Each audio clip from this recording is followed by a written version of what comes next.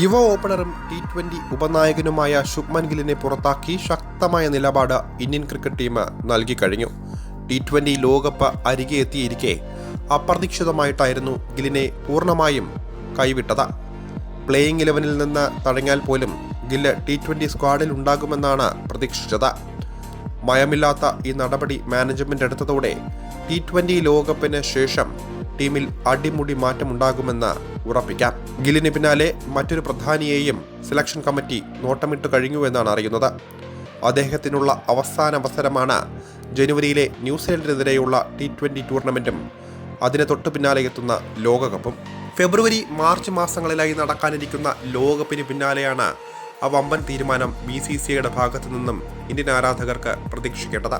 നായകനും 360 ബാറ്ററുമായ സൂര്യകുമാർ യാദവിനെയാണ് ടൂർണമെന്റിന് ശേഷം പുറത്താക്കുകയെന്നാണ് റിപ്പോർട്ടുകൾ.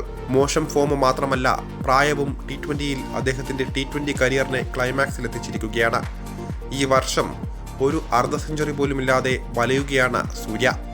മാത്രമല്ല, പ്രായം 36ലേക്കും എത്തുകയാണ്.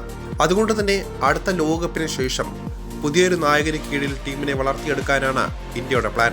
സൂര്യകുമാർ യാദവിന്റെ പിൻഗാമിയായി ശുഭ്മൻ ഗില്ലിനെയാണ് ഇന്ത്യ ആദ്യം പരിഗണിച്ചിരുന്നത്. അദ്ദേഹത്തെ പുതിയ ഓൾ ഫോർമാറ്റ് നായകനാക്കാനുള്ള പ്ലാനിലായിരുന്നു ഇന്ത്യ. പക്ഷേ T20 ഫോർമാറ്റ് ഗില്ലിന് വഴങ്ങില്ല എന്ന യാഥാർത്ഥ്യമാണ് ഇപ്പോൾ തിരിച്ചറിഞ്ഞിരിക്കുന്നത്.